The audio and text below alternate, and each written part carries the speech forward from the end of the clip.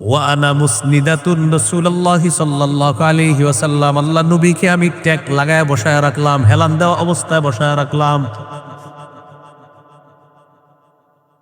নবীজি সামনে দেখলেন একটা পাত্র, পাত্রের মধ্যে পানি আনা হয়, ওই পাত্রের মধ্যে আল্লাহ নবী হাত দিলেন, হাত দিয়ে হাতটা বের করে ইয়ামসাহু বিহিমা ওয়াজহা, এইভাবে চেহারা মুছলেন। চেহারা মুছতে মুছতে আল্লাহ নবী বলেন ইন্নালিল মাউতি সাকারাত, আয়সা মৃত্যুর খুব যন্ত্রণা। কি বললেন? মৃত্যুর খুব যন্ত্রণা। প্রিয় ভাইয়ারা, আমার আপনার কি অবস্থা হবে বলেন? নবীজি বলতেছে আয়সা মৃত্যুর খুব যন্ত্রণা। এটা বলার পর ফানাসাবায়াদাহু, হাতটা উপরের দিকে তুললেন, তোলার পর বললেন লা ইলাহা ইল্লাল্লাহ আল্লাহুম্মা ফির রফিকিল আ'লা। আল্লাহ শ্রেষ্ঠ বন্ধু, আমি আপনার কাছে চলে যেতে চাই, আর থাকতে চাই না, এটা হলো অর্থ। আমি আপনার কাছে চলে যাব। এই বলতে বলতে নবী চলেই গেলেন। ফামালাত ইয়াদুহু, হাতটা পড়ে গেল। আম্মাজান বুঝতে পারলেন আল্লাহ নবী বিদায় নিয়ে নিয়েছে। তো পুরা অংশটা বলা আমার উদ্দেশ্য ছিল না, শুধু এতটুকু বলা। নবী কি বললেন? মৃত্যুর খুব কি আছে? যন্ত্রণা। আয়সা মৃত্যুর যন্ত্রণা আছে। তাহলে মৃত্যুর যন্ত্রণা আসবে। তাহলে 1 নাম্বার কি শিখলাম আজকে? মৃত্যু আসবে। 2 নাম্বার মৃত্যুর যন্ত্রণা, এটাও আসবে, সত্য সত্য আসবে। ওয়াসাল্লাম ইস্তাঈযু বিল্লাহি মিন আযাবিল কবরি মাররাতাইনি আও সালাসা আও কামা ক্বালা আলাইহিস সালাতু ওয়াস সালাম।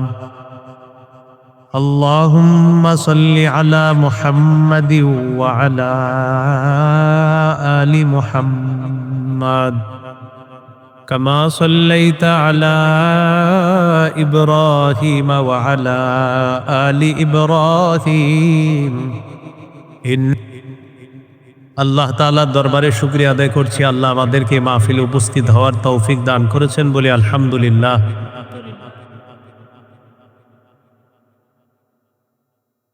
আমি আপনাদের সামনে সূরা আলী ইমরানের 185 নম্বর আয়াতে কারিমা তেলাওয়াত করেছি। এই আয়াতে আল্লাহ তাআলা বলেন কুল্লু নাফসিন যায়িকাতুল মাউত, প্রত্যেকটা নফস মৃত্যুর স্বাদ গ্রহণ করবে। ওয়া ইন্নামা তুওয়াফাউনা উজুরাকুম ইয়াউমাল কিয়ামাহ, তোমাদেরকে কিয়ামতের দিন পরিপূর্ণ প্রাপ্য বুঝিয়ে দেওয়া হবে, প্রতিদান দেওয়া হবে। ফামান যুহজিহা আনিন নার, যাকে জাহান্নাম থেকে রক্ষা করা হয়েছে, যাকে জাহান্নাম থেকে মুক্ত করা হলো, ওয়া উদখিলাল জান্নাহ, এবং জান্নাতে প্রবেশ করানো হলো, ফাকাদ ফাজ, আল্লাহ বলেন সেই সফল হয়ে গেল। কিয়ামতের ময়দানে বিচারের পর যাকে জাহান্নাম থেকে রক্ষা করা হলো আর জান্নাতে প্রবেশ করানো হলো, সেই সফল হয়ে গেল। ওয়ামাল হায়াতুদ দুনিয়া ইল্লা মাতাউল গুরুর, আল্লাহ তাআলা বলেন পার্থিব জীবন ধোকার উপকরণ ছাড়া আর কিছুই না, ধোকার জায়গা ছাড়া আর কিছুই না পার্থিব জীবন। মৃত্যু, এটা আমার আপনার সবাইকে এই মৃত্যুর স্বাদ গ্রহণ করতে হবে, কোনো সন্দেহ নাই। আগে পরে সবাই মরতে হবে। 5টি কথা সদা সর্বদা আমাদের মাথায় রাখা। 1 নম্বর মৃত্যু, 2 নম্বর মৃত্যুর যন্ত্রণা, 3 নম্বর মৃত্যুর পর কবর, 4 নম্বর কবরের জগতের পর হাসর, 5 নম্বর হাসরের পর হয়তো জান্নাত না হয় জাহান্নাম। এই 5টি কথা সিরিয়াল বাই সিরিয়াল আপনি মাথায় রাখবেন ডেইলি, বাস এটাই ওয়াজ। কোনো হুজুর না বললেও আপনি মাথায় রাখবেন মৃত্যু, মৃত্যুর যন্ত্রণা, কবর, হাসর, এরপরে হাসরের পরে হয়তো জান্নাত না হয় জাহান্নাম। মৃত্যু থেকে আমরা কেউ বাঁচব না, পালিয়েও বাঁচতে পারবো না। সূরা আহজাবের 16 নম্বর আয়াতে আল্লাহ বলেন قل لن ينفعكم الفرار إن فررتم من الموت তোমরা যদি মৃত্যু থেকে পলায়ন করো, এই পলায়ন তোমাদের কিছুতেই কোনো কাজে আসবে না। সূরা নিসার ৭৮ নম্বর আয়াতে আল্লাহ বলেন, আইনামা তাকুনু ইউদরিকুমুল মাউত, তোমরা যেখানেই থাকো মৃত্যু তোমাদেরকে পাকড়াও করবে। সূরা আরাফের ৩৪ নম্বর আয়াত, সূরা ইউনূসের ৪৯ নম্বর আয়াতে আল্লাহ বলেন, লিকুল্লি উম্মাতিন আজাল ইযা জাআ আজালুহুম ফালা ইস্তাখিরুনা সাআতাও ওয়ালা ইস্তাকদিমুন। প্রত্যেকটা উম্মতের মৃত্যুর সময় নির্ধারণ করা, যখন মৃত্যু আসবে আগেও না পরেও না, ওই সময় সে মৃত্যুবরণ করবে। সূরা মুনাফিকুনের ১১ নম্বর আয়াতে আল্লাহ বলেন, ওয়ালাই ইউআখিরুল্লাহু নাফসান ইযা জাআ আজালুহা, মৃত্যু যখন আসবে কিছুতেই আল্লাহ কাউকে আর এক মুহূর্ত সুযোগ দিবেন না। এই জন্য মৃত্যু যখন আসবে আমরা কেউ আর সুযোগ পাবো না, ওই সময় আমাদের মৃত্যু হয়ে যাবে। তাহলে মৃত্যু থেকে বাঁচার কোনো রাস্তা নাই। তো আমি আপনি দুনিয়াতে আসি কেন যদি মৃত্যু হয়ে যায়? সূরা জারিয়াতের ৫৬ নম্বর আয়াতে আল্লাহ বলেন, ওয়ামা খালাকতুল জিন্না ওয়াল ইনসা ইল্লা লিয়াবুদুন, আমি জিন ইনসানকে সৃষ্টি করেছি আমার ইবাদত করার জন্য। ইবাদত কতদিন করবেন?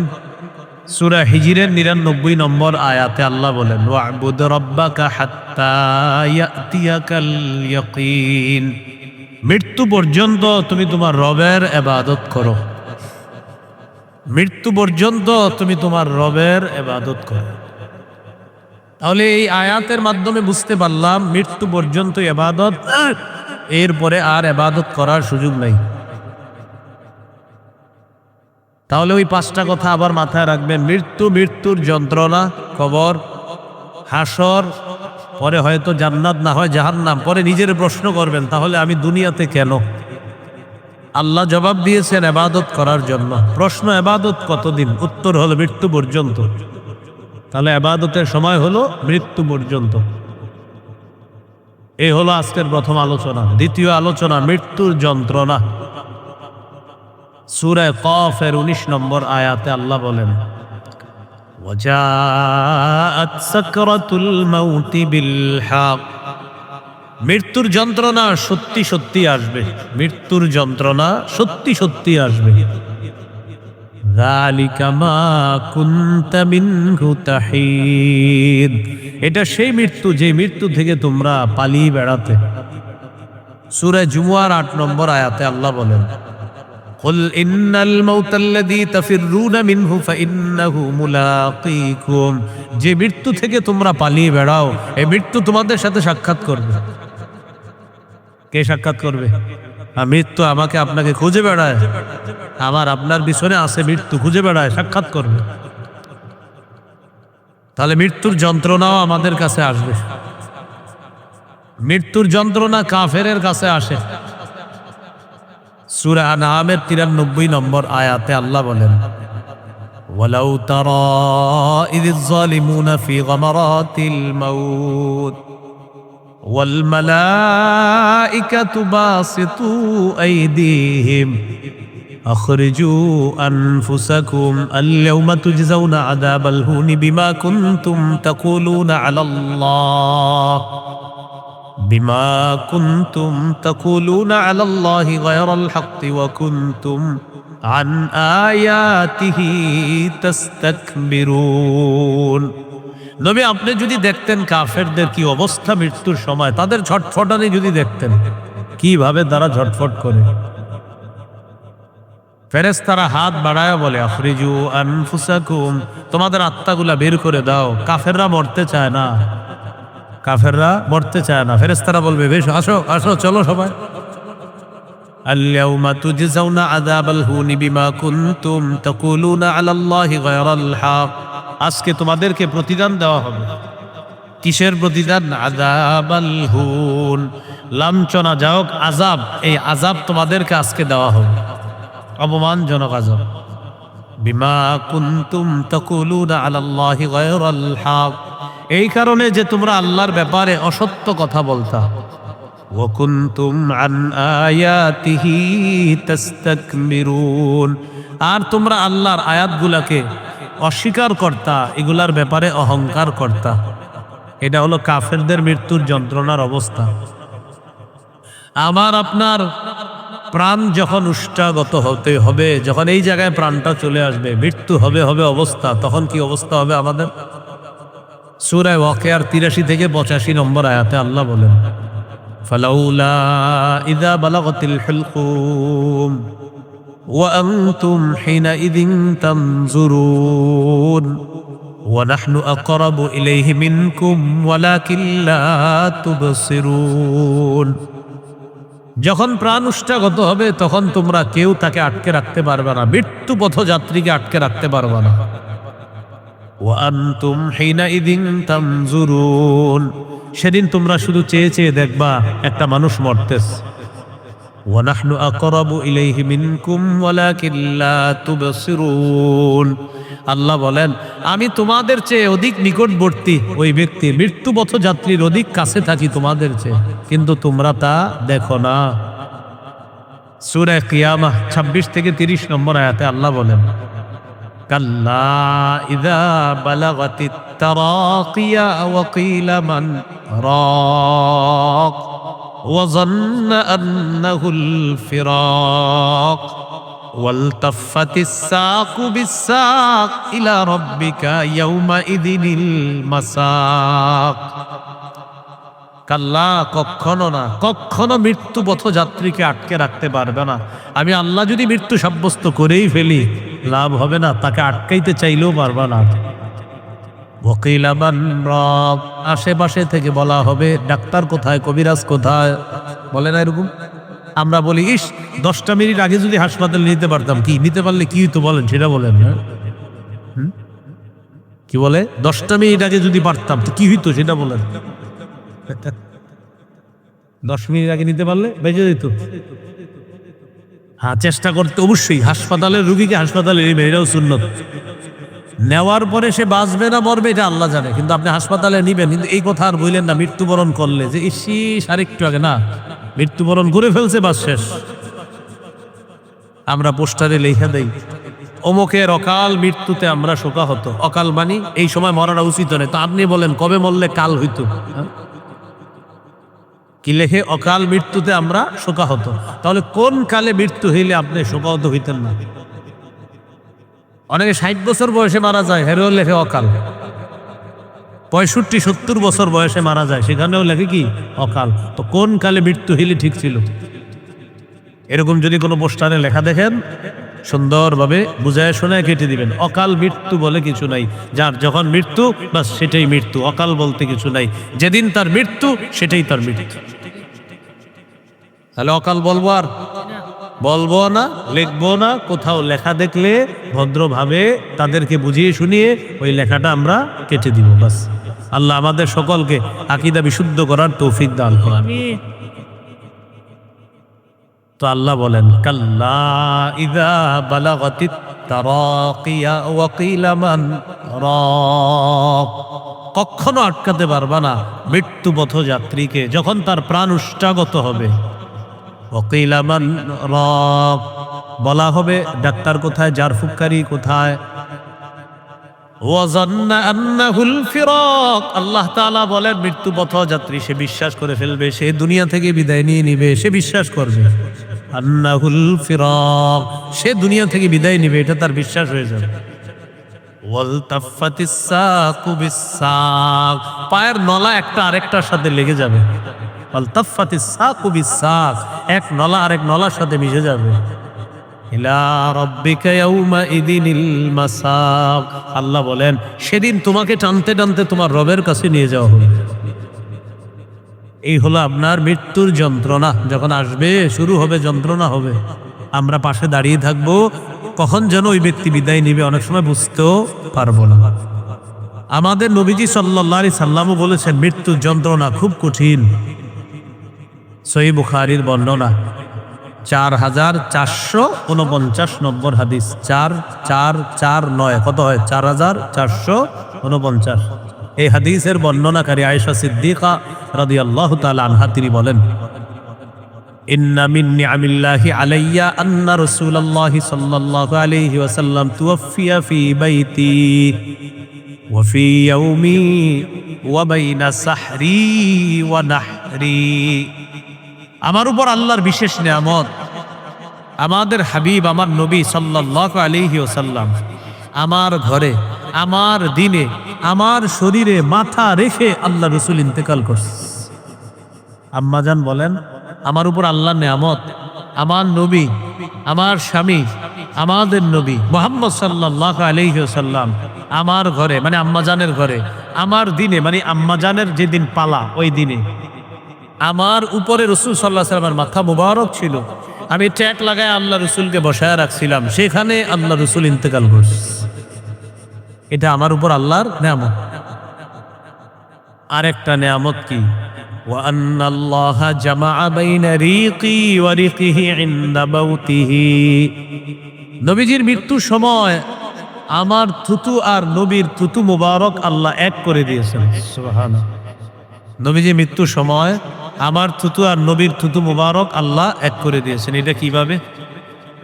দাখালা আলাইহি আব্দুর রহমান ইবনু আবি বকরিন সিদ্দিক রাদিয়াল্লাহু তাআলা আনহুমা ওয়া বিয়াদিহি আস-সিওয়াক। আমার ভাই আব্দুর রহমান ইবনে আবু বকর রাদিয়াল্লাহু তাআলা আনহুমা ঘরে আসলেন। আবু বকর সিদ্দিক রাদিয়াল্লাহু তাআলা আনহুর সন্তান আব্দুর রহমানের হাতে একটা মেসওয়াক। আমার ভাই আব্দুর রহমান একটা মেসওয়াক নিয়ে ঘরে আসলেন, একটা মেসওয়াক নিয়ে ঘরে আসলেন। তো আমি তাকায়া দেখি নবীজি মেসওয়াকটার দিকে তাকায় আছে। আমি নবীজিকে দেখে বললাম, আখুযুহু লাকা ইয়া রাসূলুল্লাহ, হুজুর মেসওয়াকটা কি আমি আপনাকে দিব? আপনি কি মেসওয়াকটা চাইতেছেন? ফাকালা রাসূলুল্লাহ সাল্লাল্লাহু আলাইহি ওয়াসাল্লাম ফাশারা বিরাসিহি নাআম। কথা বলতে কষ্ট হচ্ছে, নবীজির মাথা দিয়ে ইশারা করে বললেন, হ্যাঁ মেসওয়াকটা আমার লাগবে। সুবহানাল্লাহ। মেসওয়াক করছেন আজকে এসার আগে? আমি করেছি আলহামদুলিল্লাহ। হ্যাঁ, সবাই করছেন? মেসওয়াকের কত ফজিলত। আমার একটা ওয়াজি আছে শুধু মেসওয়াকের, শুধু মেসওয়াক, আর কোনো বিষয় নেই, শুধু মেসওয়াক। যারা আমার বয়ান নিয়মিত শোনেন দেখবেন শুধু একটা ওয়াজি আছে মেসওয়াকের।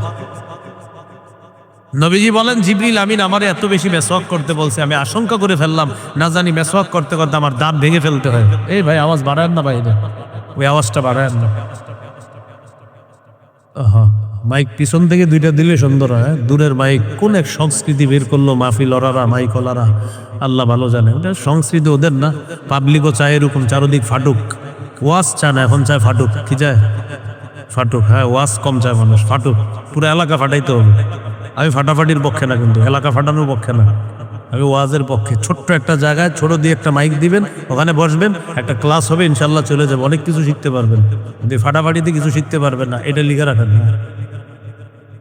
তো রাসূলুল্লাহ সাল্লাল্লাহু আলাইহি সাল্লাম বলেন, জিবরিল আমিন আমারে এত বেশি বলছে মেসওয়াক করতে, আমি ভাবলাম যে মেসওয়াক করতে করতে না জানি আমার দাঁতগুলা ভেঙে ফেলে কিনা, এত বেশি বলছে আমারে মেসওয়াক করার জন্য। তো ইন্তেকালের সময় দেখে এক সাহাবী মেসওয়াক নিয়ে ঢুকছে। আম্মা জান আয়েশা সিদ্দিকা রাদিয়াল্লাহু তাআলা আনহা বললেন, আখুযুহু লাকা ইয়া রাসূলুল্লাহ, হুজুর মেসওয়াকটা কি আপনাকে আমি দিব? ফাশারা বিরাসিহি নাআম, আল্লাহ নবী মাথা দিয়ে ইঙ্গিত করে বললেন, হ্যাঁ।